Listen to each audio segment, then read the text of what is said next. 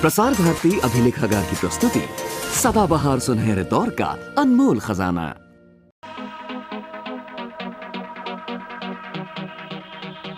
Hello viewers, health show में आपका स्वागत है।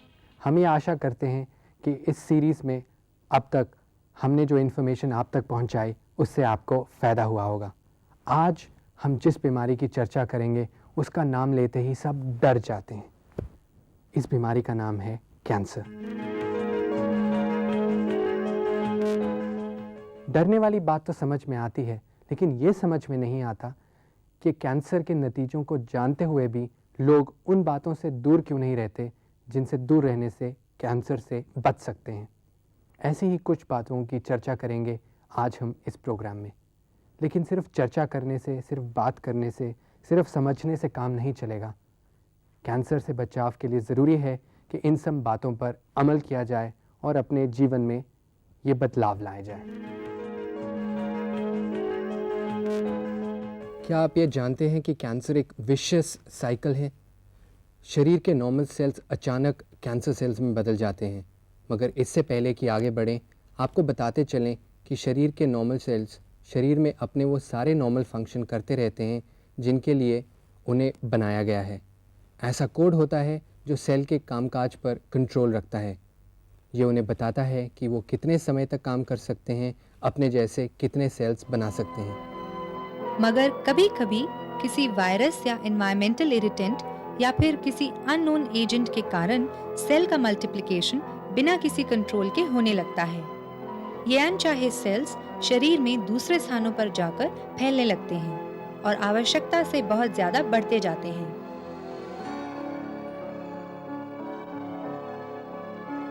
ये अनचाहे सेल्स शरीर में दूसरे स्थानों पर जाकर फैलने लगते हैं और आवश्यकता से बहुत ज्यादा बढ़ते जाते हैं और शरीर में एक लंप या ट्यूमर बना देते हैं और अंदर से खोखले या होलो ऑर्गन्स इस लंप की वजह से ब्लॉक हो जाते हैं। इससे पूरे शरीर के कामकाज पर बुरा असर पड़ता है।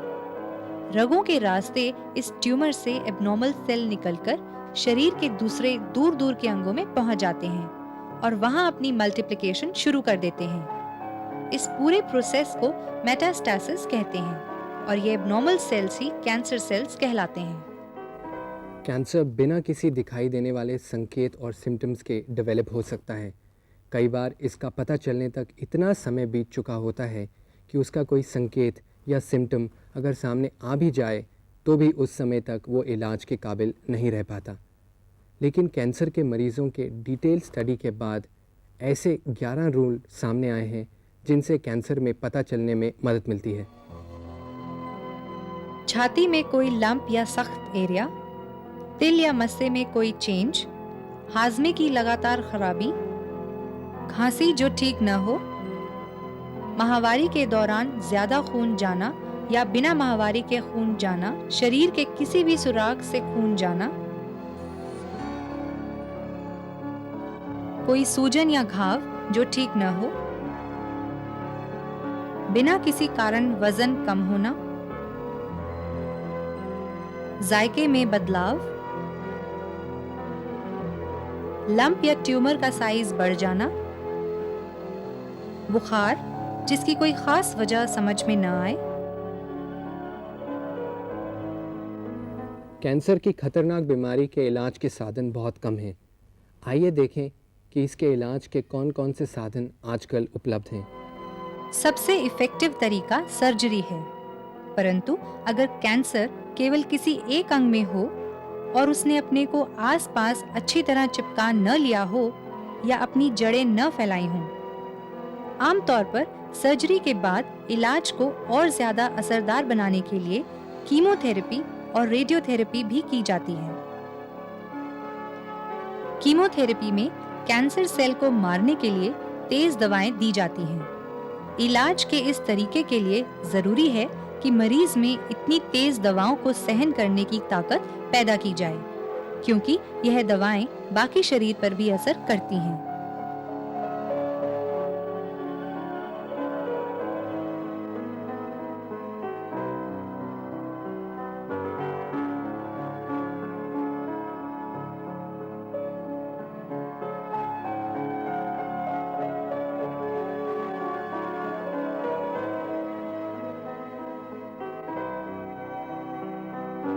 ये अर्ज करना चाहेंगे कि आप हमेशा रेगुलर टाइम पर आकर ट्रीटमेंट लें, सो दैट जो कीमोथेरेपी है, क्योंकि वो एक बार में सिर्फ देने से फ़ायदा नहीं करती है। अगर एक बार में देने से मरीज़ ठीक भी हो गया है, लेकिन फिर भी आपको चाहिए कि अगर आपको 3 कोर्स या 6 कोर्स या 4 या 12 जितने भी बताए जाते हैं उतने टाइम टू टाइम आकर उसका पूर्ण इलाज करवाएं। मैं लोगों को यही कहूँगी कि कभी भी अपना इलाज आधा नहीं छोड़ें, पूरा कराएं, ताकि पूरा इलाज से उनको फ़ायदा पहुँचे। और आधा इलाज कराने से फिर दोबारा करना पड़ता है, तो ये मुश्किल है। कुछ रोगियों में ये अंदेशा बना रहता है कि अगर उनके बाल उतर जाते हैं तो वो सोचते हैं कि ये कैंसर या तो शरीर में फैल गया है, पूरे शरीर में फैल गया, उसकी वजह से उनके बाल झड़ रहे हैं, या उनको बहुत ज़्यादा कमजोरी आ गई है, उनकी वजह से उनके बाल झड़ रहे हैं। तो ये जो कैंसर की जो दवाइयाँ होती हैं वो अक्सर पे आपके बाल गिरा सकती हैं, लेकिन ये बाल वापस आ जाएंगे।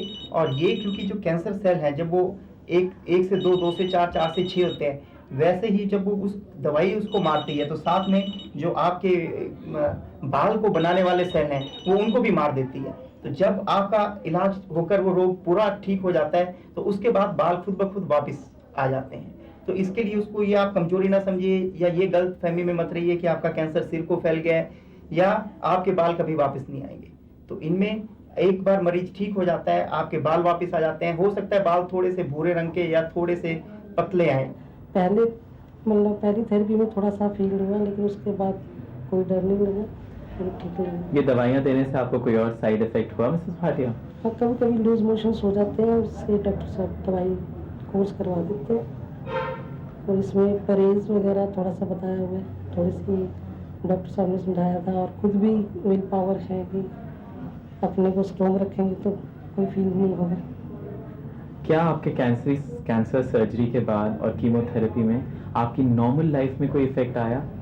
थोड़ा सा हुआ, वो जो कोलेस्ट्रॉल आया है इससे थोड़ा सा फील तो होता है, लेकिन मेरे को एडजस्ट करना पड़ता है। लेकिन आप काम कर पाती हैं रोज घर का? मैं सर्विस करती हूँ, जाती हूँ। अच्छा, आप सर्विस करती हैं? डेली जा रही हूँ मैं, सिर्फ सैटरडे यहाँ आती हूँ। गवर्नमेंट सर्विस में पे and account office, controller of accounts, ministry of food and supply. दूसरा तरीका है रेडियोथेरेपी।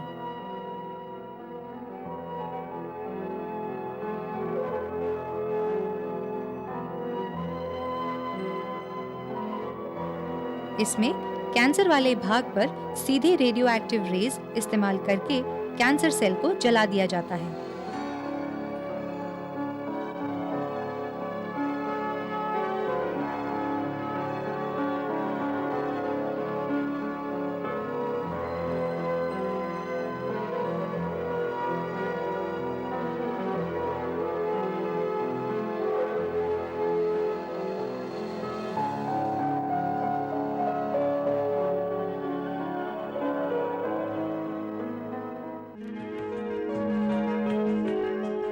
कैंसर पर चर्चा करने के लिए हमारे साथ आज 3 कैंसर स्पेशलिस्ट हैं।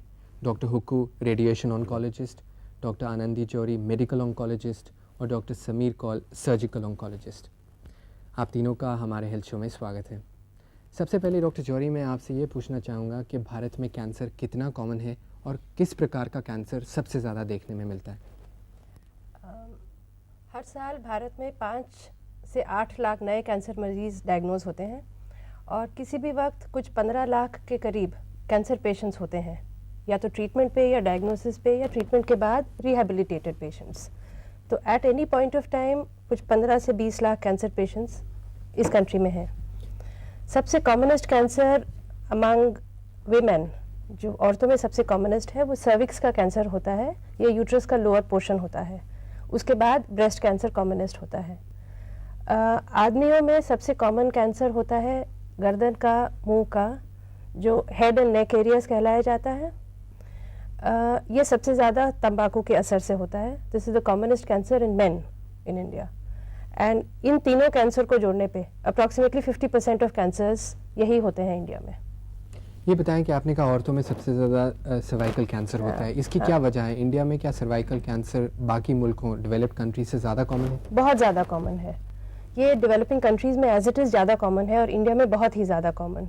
कुछ कारण जो हमारी समझ में है वो ये हैं कि शादी जल्दी हो जाए, early age at marriage, early age of sexual intercourse, multiple partners, plus कुछ इन्फेक्टिव एजेंट्स भी इम्प्लिकेट हुए हैं, जैसे HPV वायरस एक वायरस है जो शायद ये कैंसर को कॉज करता हो या डेवलप करता हो उसको। बहुत सारे pregnancies, multiple exposures, these things encourage the development of this cancer। और हमारे कंट्री में तो अर्ली एज मैरिज बहुत कॉमन फिनोमिनन है, तो शायद इस वजह से ये कैंसर ज़्यादा कॉमन है। आपको क्या लगता है कि वैसे तो कैंसर जब कई बार होता है कोई साइंस और सिम्टम्स नहीं होते, लेकिन आपके एक्सपीरियंस में ऐसा आपने देखा है क्या कि एक बार साइंस और सिम्टम्स हो भी जाते हैं तो बहुत डिले होता है पेशेंट का एक स्पेशलिस्ट के पास आने का? अक्सर ये होता है कि साइंस सिम्टम्स पेशेंट को हों तब भी डायग्नोज होके स्पेशलिस्ट तक पहुंचने में काफ़ी देर लग जाती है। वो इसलिए कि कैंसर के कोई ऐसे अलग से साइन सिम्टम नहीं होते जो स्पेसिफिक हों कि सिर्फ कैंसर में हो और किसी और बीमारी में ना हो। अक्सर जो भी सिम्टम्स होते हैं वो काफ़ी अदर बीमारीज में होते हैं, और इस वजह से जो भी सिम्टम परसिस्ट करे या लगातार चलता रहे और नॉर्मल ट्रीटमेंट से ठीक ना हो, तब कैंसर का शक पेशेंट में और डॉक्टर में दोनों में पैदा होना चाहिए, और जो भी रेलेवेंट इन्वेस्टिगेशंस हों वो करें तो फिर कैंसर का डायग्नोसिस जल्दी भी हो सकता है। अक्सर ये डिले पेशेंट की तरफ से, डॉक्टर की तरफ से, पूरे सिस्टम में ही थोड़ा डिले हो ही जाता है। बात जब डायग्नोसिस की आती है तो डॉक्टर कौल आप ये कैसे डिसाइड करते हैं कि किस पर्टिकुलर पेशेंट को आपने कैसे इन्वेस्टिगेट करना है? क्या मोडालिटी ऑफ इन्वेस्टिगेशंस आप फॉलो करेंगे? देखिए, सबसे पहले तो ये बहुत ज़रूरी बात है कि इस मरीज़ की जांच, क्लिनिकल जांच हो, इसके क्लिनिकल साइंस एंड सिम्टम समझ के ठीक से इसकी जांच हो कि भाई क्या है ये, अगर लंप है कैसा लंप है, कितना बड़ा है, कितना छोटा है।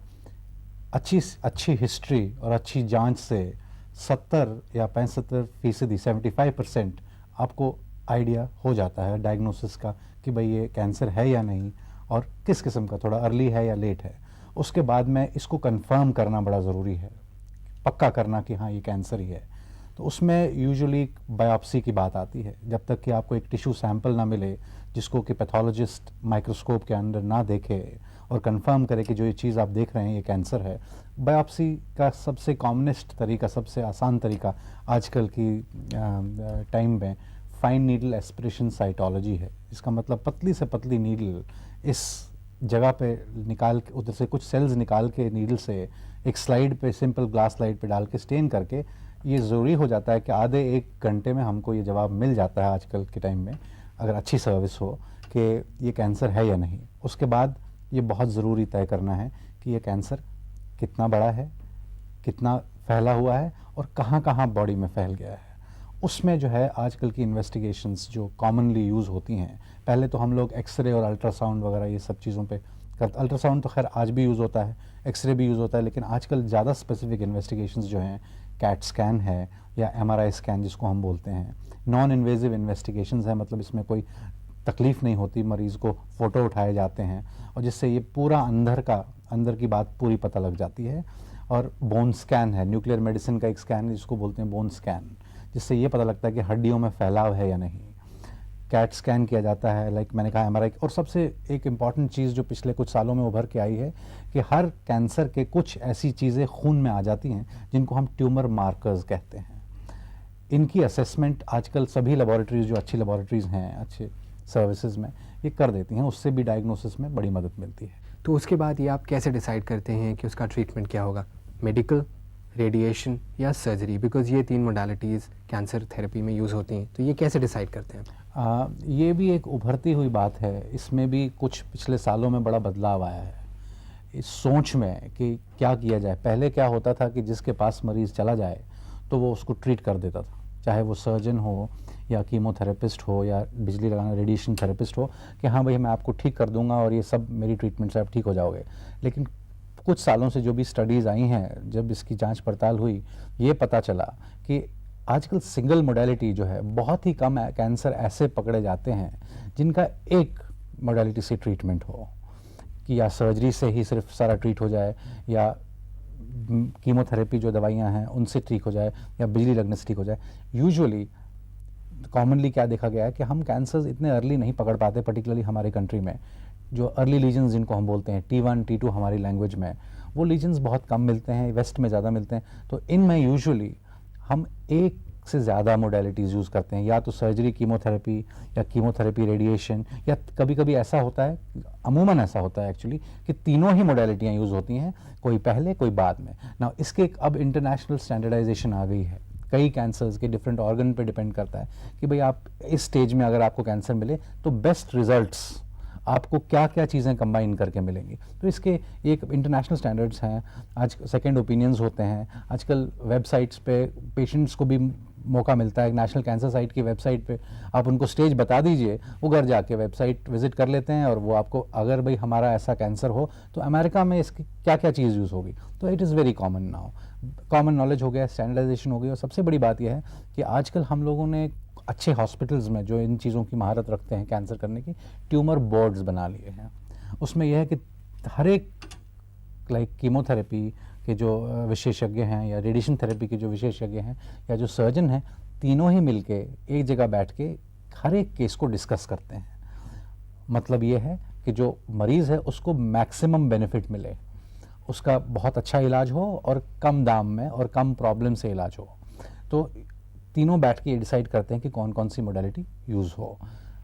एक और भी नई चीज़ मैं आपको बताना चाहूँगा कि आज पहले जैसे किसी भी ऑर्गन में, किसी भी एक बॉडी के अंग में कैंसर हो तो उसको निकाल दिया जाता था। उतना ही नहीं, उसके साथ में जो गुठलियाँ हैं जिनको हम बोलते हैं लिम्फ नोड्स, वो भी साथ में निकाले जाते थे। अमूमन ये देखा जाता था कि ये बड़ा पेशेंट के लिए डिसफिगरिंग हो जाता था, मतलब कि उसकी जो है आपकी सांस की नाली में है, ये मतलब आपके एक वॉइस बॉक्स में जो है बोलने के जो यहाँ पे जो अंग है ऊपर गर्दन में, उसमें कैंसर हो तो ये निकाल दिया जाता था। पेशेंट बोल नहीं पाता था, उसके बाद में मॉर्बिडिटी काफ़ी होती थी, सारे ऑर्गन निकाल दिए, स्टमक निकाल दिया सारा। आजकल ये पॉसिबल है कि हम दूसरी मोडेलिटी यूज़ करके कैंसर को छोटा कर दें। लाइक हम कॉमनली आपको बताएं, आजकल ब्रेस्ट कैंसर में यूजुअली जो अच्छे हॉस्पिटल्स हैं, अच्छी सर्विसेज हैं, उनमें सारे ब्रेस्ट्स रिमूव नहीं किए जाते। ब्रेस्ट का वही पोर्शन रिमूव किया जाता है जिसमें कैंसर हो। अगर बड़ा भी हो ट्यूमर उस ब्रेस्ट में फॉर इंस्टेंस, उसको दूसरी मोडेलिटी यूज़ करके छोटा कर दिया जाता है। उसके बाद में एक छोटा ऑपरेशन होता है जिसमें वो ऑर्गन जो है, जो अंग है, वो प्रिजर्व हो जाता है। प्रिजर्व होने से उनका फंक्शन, उनकी जो बहबूदी बहुत अच्छी हो पाती है और मायूसी भी नहीं मिलती। तो इन मामलों में बड़ा ही चेंज आया है पिछले 5-10 सालों में। यूजुअली एक से ज़्यादा मोडेलिटी यूज़ होती है और उसके लिए अब इंटरनेशनल प्रोटोकॉल्स हैं। I think cancer therapy is one area जिसके अंदर टीम अप्रोच काफ़ी सिग्निफिकेंट, उसने काफ़ी सिग्निफिकेंट रोल लिया है इम्प्रूवमेंट लाने का ट्रीटमेंट के अंदर। जब बात रेडिएशन की करें तो डॉक्टर हुक्को ये बताएं कि रेडिएशन का आज के दिन में क्या रोल है कैंसर थेरेपी में? एक्चुअली रेडिएशन मेनली दो मेन एरियाज है जिसमें यूज़ करते हैं। रेडिएशन फॉर क्योरेटिव ट्रीटमेंट, जिसमें रेडिएशन यूज़ करके आप कैंसर को क्योर करने की कोशिश करते हैं, और दूसरा यूज़ है कैंसर फॉर पैलिएटिव ट्रीटमेंट, जिसमें क्योर की संभावना नहीं है। जो क्योरेटिव ट्रीटमेंट के लिए यूज़ होता है वो अर्ली स्टेज कैंसर जो होता है, वही रेडिएशन में आप क्योरेटिव यूज़ के लिए यूज़ कर सकते हैं। और पैलिएटिव यूज़ होता है जैसे कैंसर हड्डियों में फैल गया, पेशेंट को पेन हो रहा है, तो रेडिएशन आप देंगे, पेन रिलीफ होगी, कहीं ऑब्स्ट्रक्शन है वो रिलीव करेंगे। सो ये दो बेसिक एरियाज़ हैं। आजकल की जो मॉडर्न रेडिएशन थेरेपी है, it is both a mixture of experience of the doctors plus the machines. एक बात बड़ी ज़रूरी है कि रेडिएशन थेरेपी का जो चांस है वो पेशेंट को एक बार मिलता है। अगर एक बार डोज लग गई तो आप उसको रिपीट नहीं कर सकते इमीडिएट फ्यूचर में। सो गुड रेडिएशन थेरेपी जो है, जो अच्छी रेडिएशन थेरेपी है, उसमें जो एम होता है वो ये है कि ट्यूमर को आप मैक्सिमम रेडिएशन डोज दें और एट द सेम टाइम जो नॉर्मल एरियाज़ हैं जो ट्यूमर के आसपास हैं उनको आप बचाएं। इनको बचाने के लिए और गुड जो अच्छी रेडियोथेरेपी वो देने के लिए बेसिकली दो चीज़ें हैं। गुड प्लानिंग, ट्रीटमेंट देने के पहले गुड रेडियोथेरेपी प्लानिंग, और execution of treatment on a good machine. जो रेडियोथेरेपी ट्रीटमेंट प्लानिंग होता है आजकल, जैसे डॉक्टर कॉल ने आपको बताया कि सीटी और एमआरआई का यूज़ डायग्नोसिस में होता है, उनका यूज़ रेडियोथेरेपी ट्रीटमेंट प्लानिंग में भी होता है। आजकल के जो मॉडर्न हॉस्पिटल्स हैं और इंडिया में भी कुछ हॉस्पिटल्स हैं जिसमें जो प्लानिंग होती है वो 3 डायमेंशनल प्लानिंग होती है। ह्यूमन बॉडी, आप एग्री करेंगे कि एक 3 डायमेंशनल स्ट्रक्चर है। ट्यूमर भी कोई सिलेंडर या स्फीयर नहीं है, इट्स एन इरेगुलर एरिया। सो अगर आप ट्यूमर को और नॉर्मल स्ट्रक्चर्स को तीनों डायमेंशन में पहले से देख लेंगे तो तो आपका ट्रीटमेंट जो है वो बहुत अच्छा होगा, डोज ट्यूमर पे जाएगी और नॉर्मल एरियाज बच जाएंगे। सो 3 dimensional treatment planning before radiotherapy जो है वो बहुत ज़रूरी है। उसके बाद एग्जीक्यूशन ऑफ ट्रीटमेंट जो है, जो आजकल जो मॉडर्न मशीन्स हैं उनको लीनियर एक्सेलरेटर कहा जाता है, इनसे आप डोज को डीप फेंक सकते हैं और उनके जो कवरिंग एरियाज हैं उनको आप रेडिएशन के बैड इफेक्ट से प्रोटेक्ट कर सकते हैं। ऑन द अदर हैंड, अगर कैंसर सुपरफिशियल एरिया में है, जैसे ब्रेस्ट कैंसर को ट्रीट करना है, तो आपकी डोज ब्रेस्ट में कंसंट्रेट हो सकती है और नीचे वाले एरियाज छूट जाएंगे। सो जैसे ही ट्रीटमेंट आप चाहते हैं आजकल की टेक्नोलॉजी से, उसी तरह आप ट्रीटमेंट को टेलर कर सकते हैं। सो कॉम्प्लिकेशन और मॉर्बिडिटी जो है, जो बुरे प्रभाव हैं, वो आजकल के ट्रीटमेंट में बहुत कम हो गए। लेकिन एग्जैक्टली कितने प्रोपोर्शन या किस परसेंटेज ऑफ केसेस में आप कह सकते हैं कि वो क्योर हो गए, और क्योर की क्या डेफिनेशन है कैंसर में? ओके, पहले क्योर की डेफिनेशन। कैंसर को ट्रीट करना भी लंबा प्रोसेस होता है और सबका लक्ष्य, पेशेंट का, डॉक्टर का, फैमिली का, सबका लक्ष्य क्योर करना ही होता है। ट्रीटमेंट ख़त्म होने के 5 साल तक अगर कैंसर रिकर ना हो, यानी वापस ना आए उसी जगह पे या शरीर के किसी और जगह पे भी, तो उस पेशेंट को क्योर माना जाता है। इमीडिएटली आफ्टर ट्रीटमेंट पेशेंट को क्योर डिक्लेयर नहीं करते हैं, उनको रेगुलर फॉलोअप करना होता है, रेगुलर इन्वेस्टिगेशंस और चेकअप्स करते रहना पड़ता है। संभावना ये होती है कि पहले 2 साल तक जो रिकर नहीं होता उसका रिकरेंस रेट कम होता जाता है, और जब 5 साल तक रिकर नहीं करता तो फिर रिकरेंस रेट बहुत ही कम हो जाता है। उसको उस टाइम क्योर माना जाता है, इन द सेंस उस पेशेंट की ज़िंदगी नॉर्मल, आप और मेरे जैसे ज़िंदगी नॉर्मल अश्योर हो सकती है। पर इस 5 ईयर सर्वाइवल या 5 ईयर के बियॉन्ड जो क्योर रेट है उसको अचीव करने के लिए काफ़ी लंबा ट्रीटमेंट होता है। Sometimes patients do not understand that breast का ऑपरेशन हो गया या वॉइस बॉक्स का ऑपरेशन हो गया, ट्यूमर तो निकल गया, अब क्यों आप रेडियोथेरेपी दें, अब क्यों इसमें कीमोथेरेपी दें। इन सब का महत्व है कि आगे जाके ये रिकर ना हो।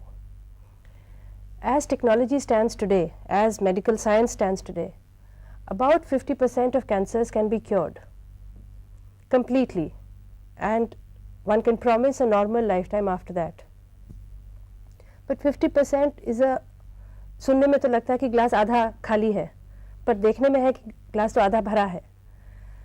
50% तभी अचीव हो पाएगा जब डायग्नोसिस भी अर्ली हो, जब ट्यूमर्स भी जल्दी ही पकड़े जाएं, और ट्रीटमेंट जैसे कहा पूरा बोर्ड को साथ मिलके डिस्कस करके complete and a planned method of treatment हो। अगले 5-10 सालों में रेडियोथेरेपी का क्या रोल और बढ़ेगा? क्या लेटेस्ट डेवलपमेंट्स आप विजुलाइज करते हैं?